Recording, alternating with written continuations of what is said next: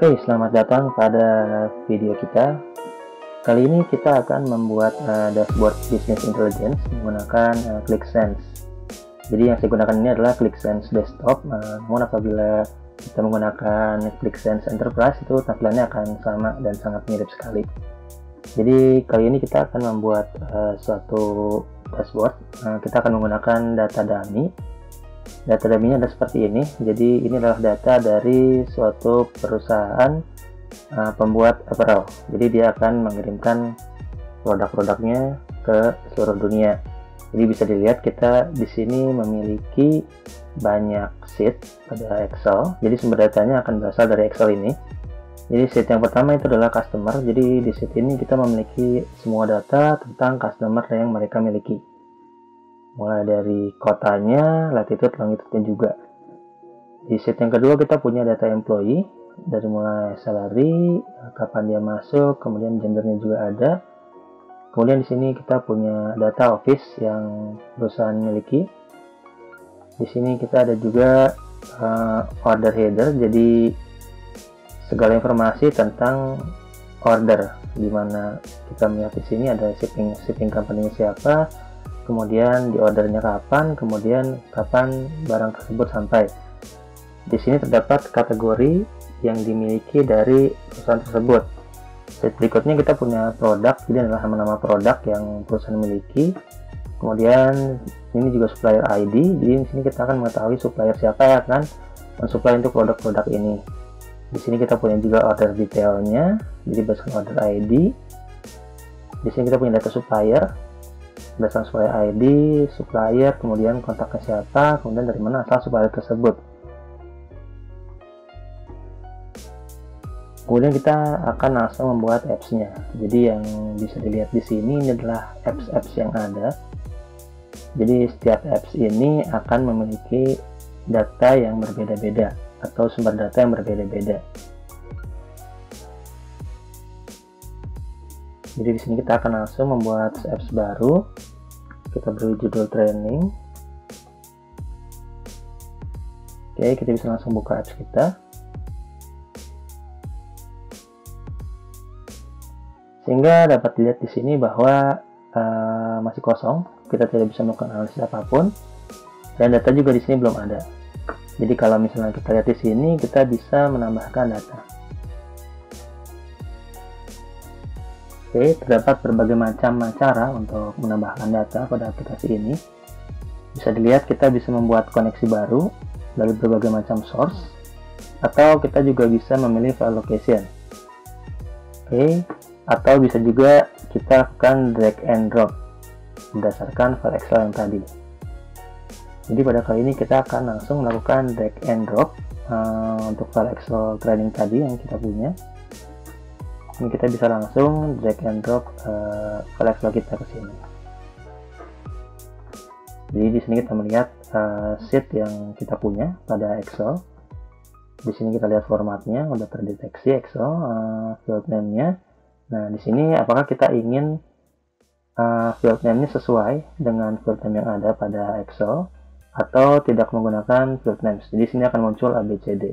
Nah, di sini kita akan menggunakan field name yang sudah ada pada Excel. Oke, kemudian di bawah ini ada header size. Header size itu adalah posisi dari header pertama di sini. Jadi apabila mungkin terkadang kita punya Excel yang row datanya itu berada katakanlah pada row ketiga atau row keempat, itu bisa juga kita buat di sini. Jadi kalau misalnya kita lihat, kita tambahkan 1, maka dia akan turun ke bawah. Tambahkan kedua maka akan turun sebanyak 2 kali. Di sini kita akan menggunakan 0 karena kita menggunakan header size yang paling awal sebagai header size-nya. Oke, di sini kita akan centang semua. Kita akan memasukkan semua data yang ada dari Excel tersebut. Kalau sudah, kita di sini bisa langsung klik add data pada bagian bawah.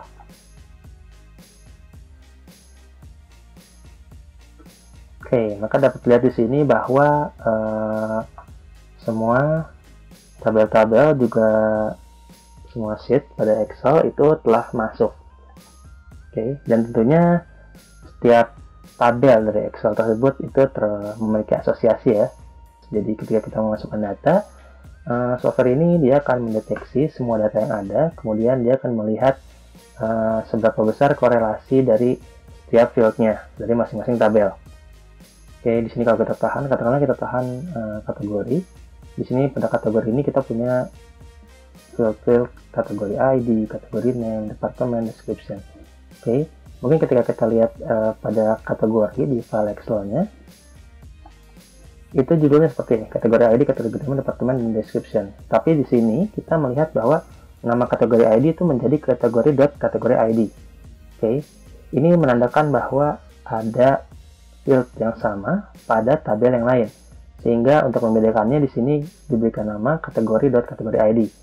Yang pertama adalah nama tabelnya kategori, yang berikutnya ini adalah nama fieldnya pada tabel kategori ini. Oke, bila kita tahan bubble kategori ini, maka akan ada warna orange dan juga warna hijau. Ini menandakan bahwa tingkat kesesuaian asosiasinya. Jadi kategori ini dia lebih sesuai asosiasinya dengan produk. Mengapa demikian? Apabila kita cek di sini bubble produk, di sini kita mempunyai tabel-tabel produk ID, kategori ID. Nah, di sini ada yang sama ya, kategori ID. Sama dengan kategori ID pada tabel kategori. Makanya di sini ketika kita klik kategori ini, dia akan menandakan bahwa hijau, yang menandakan bahwa dia memiliki nama field yang sama, dan juga isinya dari field tersebut itu adalah sama ataupun mirip, sehingga ClickSense akan melihat bahwa hal ini merupakan suatu asosiasi antar tabelnya. Ada 3 warna, merah, orange, dan juga hijau. Merah itu apabila kita tidak memiliki asosiasi apapun. Misal nih, kita contoh kita tabrakan kategori ID ini ke customer, ini akan tandanya merah, menandakan bahwa ClickSense melihat bahwa tidak ada asosiasi yang sesuai dari kedua tabel ini. Oke, kita juga dapat melakukan asosiasi custom. Jadi katakanlah memang ClickSense membaca tidak ada korelasi atau tidak ada asosiasi, tapi sebenarnya kita mengetahui bahwa tabel tersebut memiliki asosiasi, maka kita dapat melakukan custom association. Oke, bila kita tabrakan kategori dan produk, maka di sini akan otomatis menjadi asosiasi, yakni berdasarkan kategori ID-nya. Oke, apabila kita ingin melakukan custom association, kita dapat langsung klik kategori ID, maka di sini ada pilihan untuk custom association.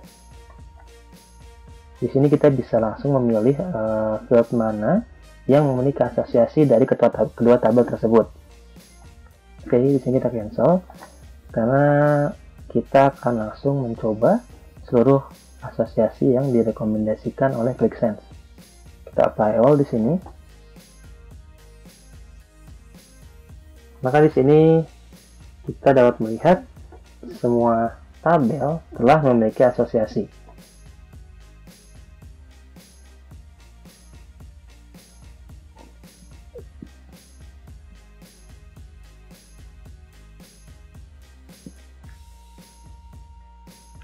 Karena ini hanya training, maka kita akan menggunakan asosiasi yang direkomendasikan oleh ClickSense. Mungkin biasanya kita menggunakan start schema dengan ada fact table dan beberapa tabel dimensi, tapi kali ini kita akan langsung menggabungkan saja semua asosiasinya berdasarkan Excel yang kita punya. Bila kita cek seluruh asosiasi telah sesuai, maka kita bisa langsung klik sebelah kanan atas ada load data. Di sini kita bisa langsung load datanya. Oke, bila datanya telah selesai di load, maka kita bisa langsung klik ini, edit new sheet. Maka tombol analisis yang tadinya tidak bisa klik, sekarang bisa kita klik. Karena data di sini telah masuk. Oke, pada sebelah kiri tampilan, itu adalah kolom field. Ini adalah field dari semua tabel yang kita miliki. Oke. Sebelah kiri ini kita melihat pada supplier country ada logo bumi. Jadi dia telah melihat bahwa ini adalah data mengenai lokasi.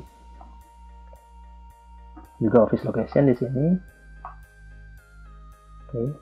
Dan juga untuk delivery date di sini, hire date itu ada logo ini yang menyatakan bahwa klik telah mendeteksi ini sebagai date.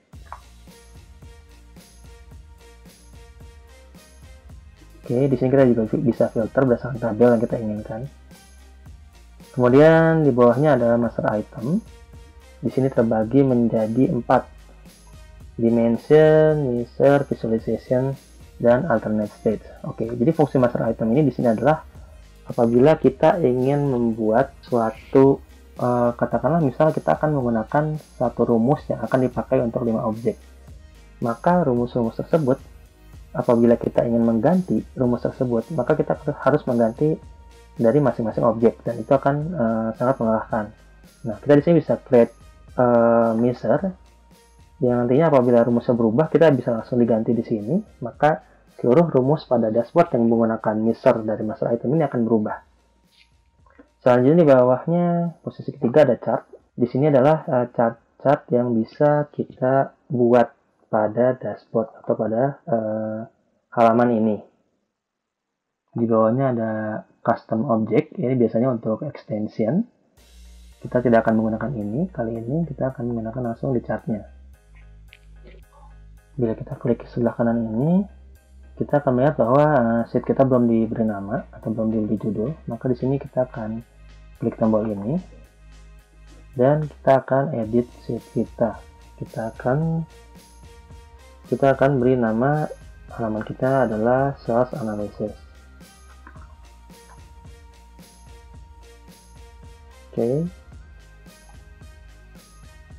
Oke, selanjutnya kita akan membuat combo chart, yakni di sini kita ingin melakukan analisis dari sales yang kita dapat terhadap cost-nya, tapi kita bagi berdasarkan produk kategori kita.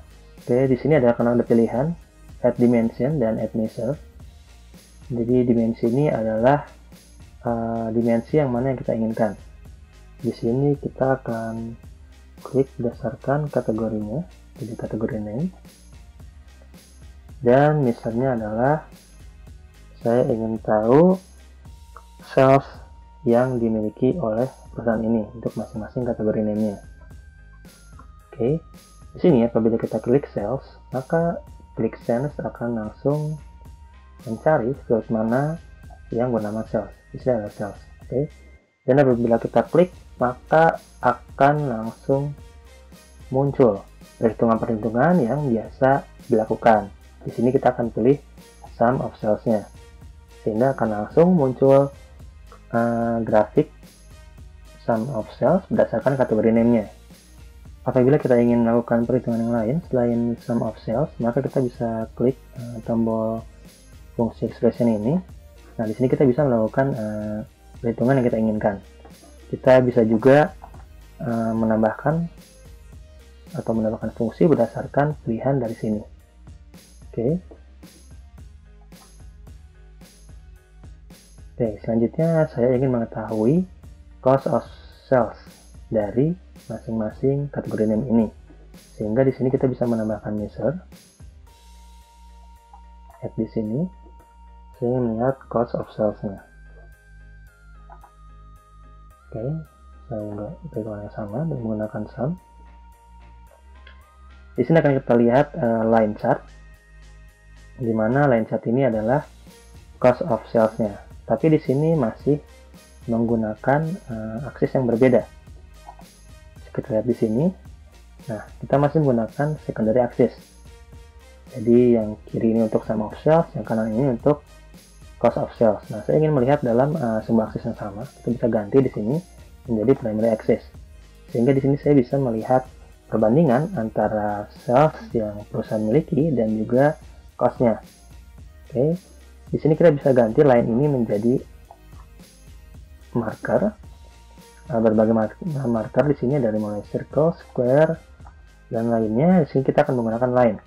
Oke, nah sehingga di sini saya dapat mengetahui bahwa dari sales kita memiliki margin di sini. Di sini kita melihat bahwa judul yang ada di sini itu sesuai dengan expressionnya. Oke, maka di sini kita bisa ganti. Kita menggunakan judul ini. Untuk sales juga, kita akan menggunakan judul sales. untuk labelnya.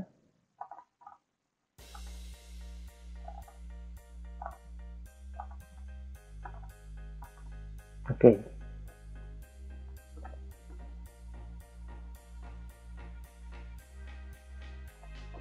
Jadi dapat lihat di sini bahwa kita telah membuat satu objek, di mana kita dapat melihat di sini sales versus cost of sales-nya dari masing-masing produk kategori yang kita punya. Kemudian objek ini akan kita beri judul total per produk kategori. Oke, bisa dilihat setelah kolom data sebelah kanan, ini kita bisa klik di bawahnya adalah sorting. Di sini kita bisa melakukan sorting berdasarkan keinginan kita. Nah, di sini sortingnya berdasarkan kategori name di alfabet. Ini bisa kita rubah juga. Di sini masih auto, bisa kita juga gunakan beberapa fungsi. Oke. Namun di sini kita tidak akan menggunakan urutan ini, kita akan urutannya berdasarkan sales kita. Sehingga di sini akan langsung dilihat salesnya bergerak descending dari yang terbesar yang kecil.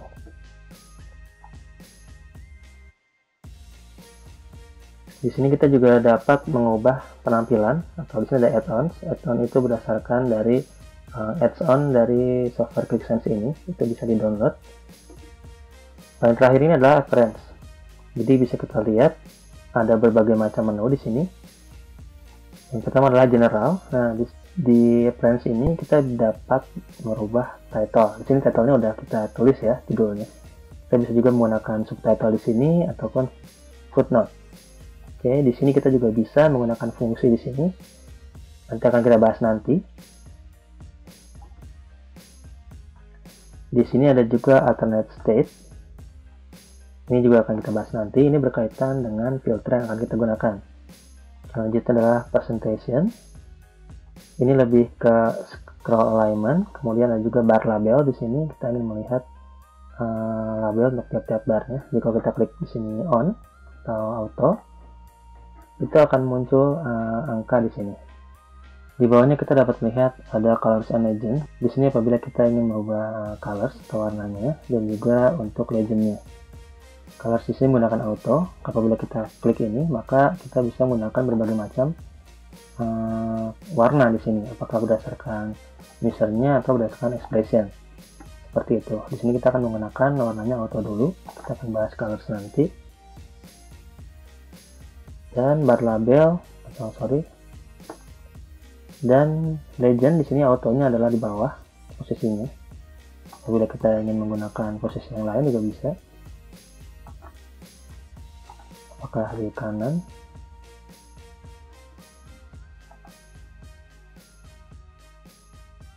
Ataupun di bawah. Di sini base autonya adalah di bawah. Kita akan menggunakan auto.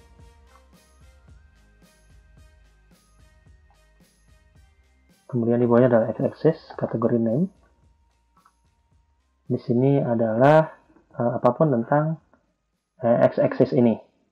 Jadi dari mulai label dan title, orientasinya, kemudian posisinya.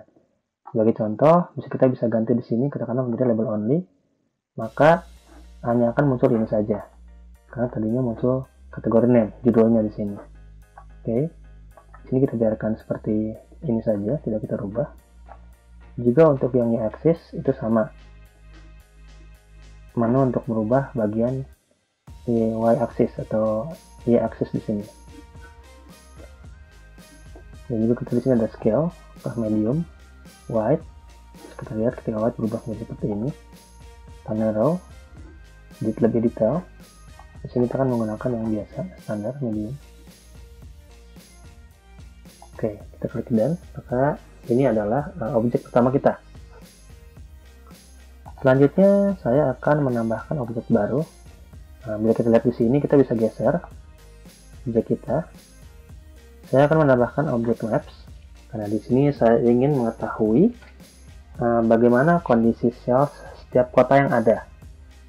Di sini sebelah kiri kita lihat ada maps.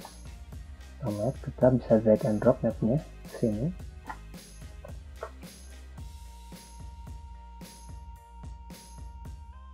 Oke, maka Maps akan muncul. Di sini sebelah kanan, ini adalah menu pada objek Maps ini. Ini ada layers. Karena belum ada layers, kita akan menambahkan layer di sini. Nah, di sini saya ingin melihat per tiap kotanya, sehingga saya akan menggunakan point layer. Nah, maka dia akan meminta kita untuk menambahkan dimensi. Saya akan menambahkan dimensinya berdasarkan kota. Oke, maka akan muncul semua kota yang terdapat pada field kota. Oke, namun di sini masih kosong. Kalau kita klik done, maka ketika cover hanya ada nama kotanya. Oke. Di sini saya ingin melihat seberapa banyak cells yang kita punya untuk masing-masing kotanya. Di sini kita akan edit lagi. Kita akan klik city di sini. Maka akan ada menu tambahan ke bawah. Dan mulai position location, size and shape, dan seterusnya. Di sini saya akan mencoba berdasarkan colors-nya, warna. Di sini kita melihat ini masih dalam single colors. Kita akan ganti berdasarkan measure. Oke. Measure-nya saya akan menggunakan berdasarkan sums of cells-nya. Kita bisa langsung ketik. Maka di sini dapat kita lihat yang awalnya satu warna, kini sudah memiliki warna berdasarkan measure-nya atau berdasarkan jumlah cells-nya. Jadi di sini bisa kita lihat, kalau kita zoom, kita dapat melihat kota mana yang memiliki potensi yang baik atau memiliki cells yang baik. Oke, bila kita klik di kota ini, maka objek yang lain juga akan berubah mengikuti kota ini. Oke, bisa kita lihat di sini ada filter. Ini kita close, maka akan kembali ke semula tanpa ada filter. Di sini terdapat berbagai macam seperti sorting dan juga options. Ini mirip dengan objek-objek yang lainnya. Oke, di sini ada size and shape. Di sini kita dapat mengatur bubble size-nya dari point layer kita ini. Sebagai contoh untuk colors, akan saya ganti menjadi auto. Kemudian size and shape-nya akan berdasarkan sums of cells-nya. Oke, maka di sini petanya akan berubah menjadi bubble-bubble yang memiliki ukuran bervariasi. Ukuran ini merepresentasikan dari total cells-nya. Jika kita lihat yang besar ini memang total cells-nya besar dibandingkan yang kecil ini. Oke. Kemudian saya akan kombinasikan juga dengan warna. Namun dengan warna saya ingin melihat kota mana yang memiliki cost of cells-nya yang besar.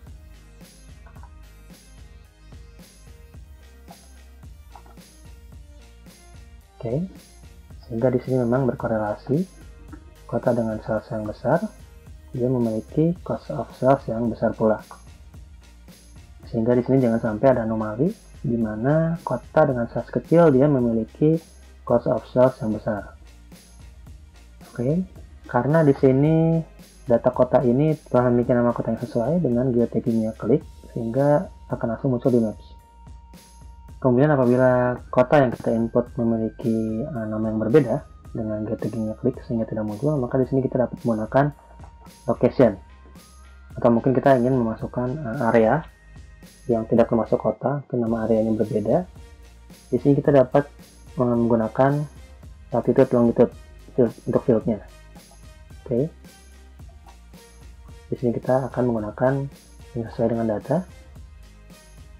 Selanjutnya saya ingin melihat kota mana yang memiliki cells paling besar. Katakanlah saya ingin mengetahui top 5 dari cells-nya. Sehingga di sini saya akan menambahkan objek baru. Saya akan menambahkan bar chart. Di sini dimensinya adalah kota dan measure-nya adalah cells-nya. Oke, di sini akan muncul semua cells yang ada dari tiap kota. Namun di sini saya hanya ingin mengetahui top 5-nya saja. Oleh karena itu kita klik city. Di sini ada tabel atau ada menu limitation. Di sini kita bisa memberikan limit adalah fixed number. Di sini saya ingin melihat hanya top 5 saja. Oke, maka di sini akan muncul top 5 bersama others. Saya tidak ingin melihat others-nya, saya hanya ingin melihat top 5-nya saja. Maka di sini akan kita uncheck show others, sehingga hanya akan muncul 5 saja. Kemudian tampilannya juga akan saya ganti menjadi miring, menjadi horizontal. Kemudian di sini saya akan beri judul top 5 city berdasarkan salesnya. Kemudian akan saya beri label juga di sini. Kemudian di sini saya akan rapihkan labelnya. Ini masih sum of sales labelnya, kita akan rapihkan. Oke, maka dapat lihat bahwa telah terdapat 3 objek. Di sini masih ada yang kurang karena saya akan menambahkan filter pane. Filter pane berguna untuk kita memfilter beberapa hal yang kita inginkan. Kita bisa drag and drop filter pane-nya. Kita akan langsung rapihkan. Di sini saya akan menggunakan filter pane di bagian paling atas.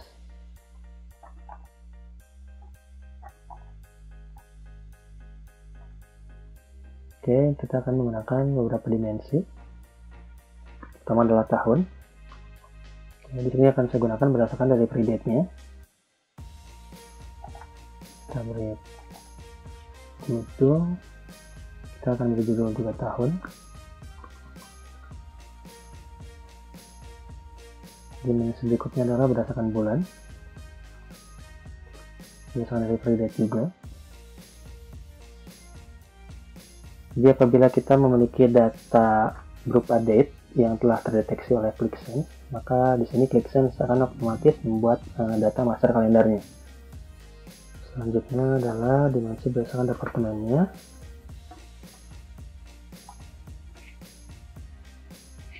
Region dan juga suppliernya.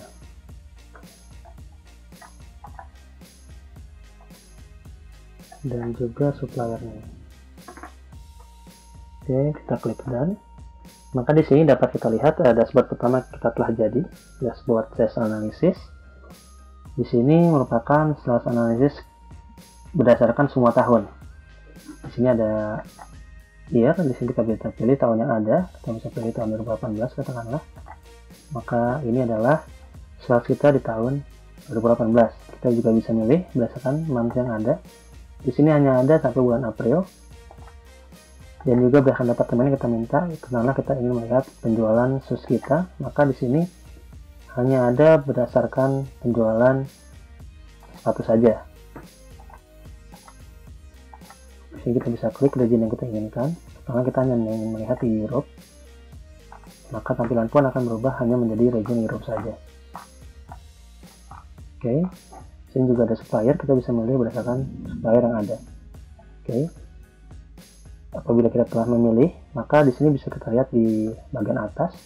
Ini adalah filter-filter yang kita pilih. Oke. Apabila kita klik yang ini, maka filter tersebut akan hilang. Kemudian ini untuk menghilangkan semua filter. Oke. Di sini ada juga tombol Smart Search. Ini berfungsi untuk kita mencari berdasarkan informasi yang kita inginkan. Sebagai contoh, sekalipun ini di luar dari field yang kita gunakan, kita dapat langsung search di sini selama datanya ada. Katakanlah kita ingin melihat penjualan hanya untuk female, itu tidak ada dari filter, tapi kita bisa langsung search di sini. Oke, jadi di sini dalam bentuk F bukan female. Maka di sini kita dapat melihat yang menggunakan word F ini itu adalah field mana saja. Bisa kita lihat juga yang lain di sini. Oke. Di sini employee gender, katakanlah saya ingin mengetahui berdasarkan employee gendernya saja yang female. Maka semua data akan berdasarkan filter ini. Oke. Selanjutnya kita akan membuat sheet baru. Kita bisa klik di sini. Nah, ini adalah sheet yang kita punya. Kita akan membuat sheet baru. Yang akan kita beri judul shipping analysis.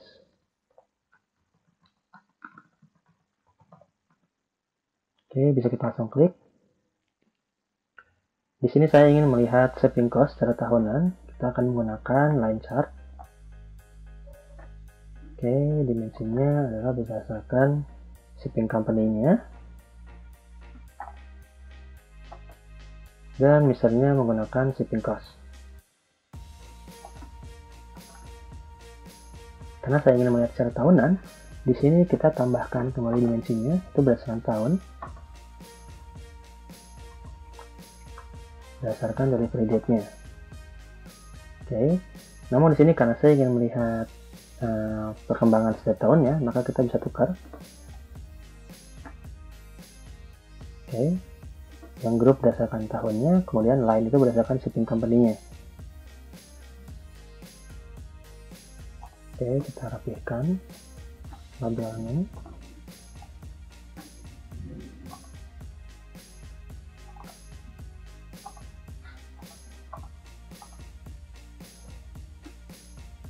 Maka di sini dapat kita lihat atau sudah tersedia shipping cost-nya annually untuk setiap shipping company yang bekerjasama dengan company ini.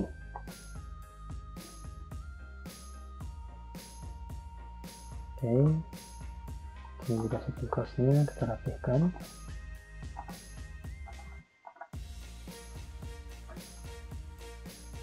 Selanjutnya adalah saya ingin melihat porsi dari shipping cost untuk setiap masing-masing shipping company.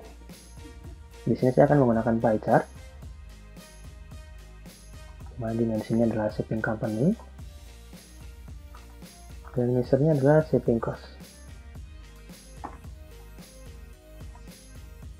Oke, maka di sini saya dapat melihat porsi atau persentase dari masing-masing shipping company. Oke, ada yang terlupa di sini adalah kita belum beri judul untuk masing-masing objeknya. Yang ini akan kita beri judul annual shipping cost.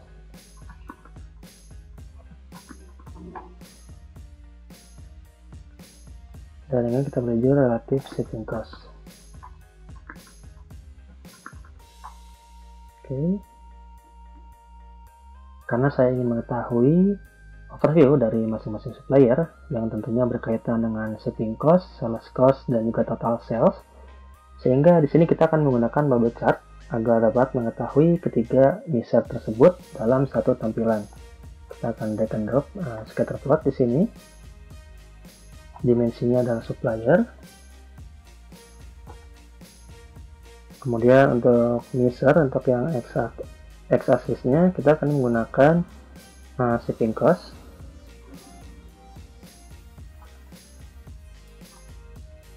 Untuk yang y-axis kita akan menggunakan cost of sales.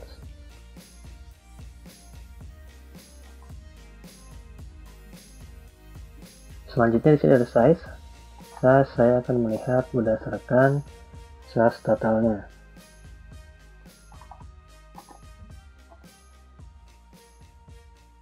Di sini kita akan rapihkan labelnya.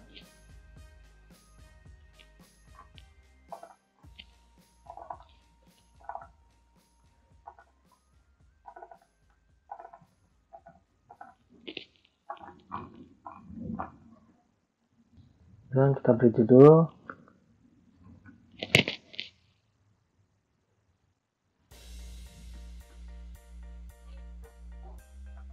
dan di sini kita beri judul supplier overview.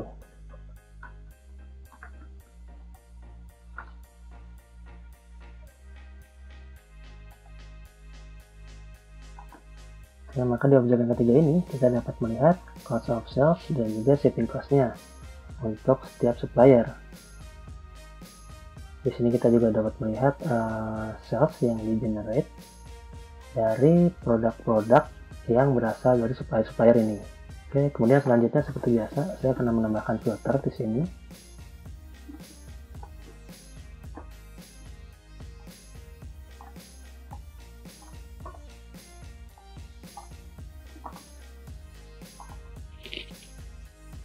Sini saya akan tambahkan tahun berdasarkan delivery date-nya.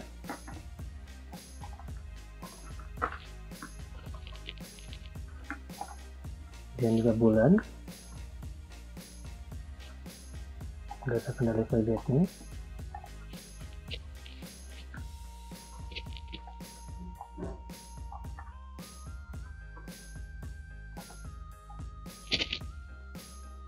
shipping company-nya, supplier,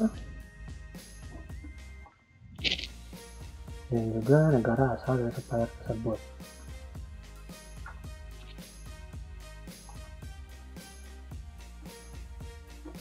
Kita klik done, maka dashboard kedua kita sudah selesai. Selanjutnya mungkin pertanyaannya adalah bagaimana apabila kita ingin melakukan breakdown. Jadi katakanlah di tahun 2017 ini saya ingin ketika kita klik kita ingin melihat per bulannya. Itu kita bisa menggunakan master item. Di sini kita akan mencoba membuat dimensi yang telah menggunakan breakdown. Oke, kita akan mencoba menggunakan drill down. Yang pertama adalah berdasarkan tahun. Kita bisa langsung double klik di sini. Dan yang berikutnya adalah berdasarkan bulan. Kita akan recovery date-nya. Dan yang berikutnya mungkin dalam bentuk minggu. Dan hari.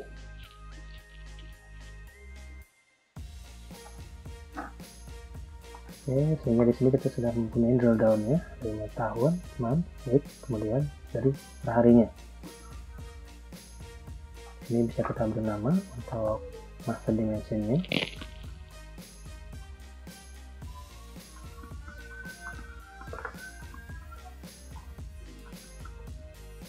Kita akan menggunakan nama ini. Kita klik add dimension. Oke, kita klik dan maka dapat kita lihat di sini di master item kita telah memiliki untuk master date drill down-nya. Langkah selanjutnya adalah kita ingin mengganti dimension year ini menjadi menggunakan master date ini. Kita bisa langsung drag and drop aja di sini. Kita bisa mencoba replace. Kita klik replace year. Oke. Maka di sini drill down-nya telah terimplementasi. Kita bisa coba cek ketika kita klik 2017. Maka di sini akan langsung kita dapat melihat per bulannya. Oke, di sini ada yang kosong karena memang datanya tidak ada, karena data dummy. Oke, contoh lagi kita ingin melihat bulan Maret, maka akan menjadi per minggu. Kita klik per minggu ini, katakanlah minggu 11, maka akan berubah menjadi per harinya. Oke, inilah fungsi dari drill down-nya.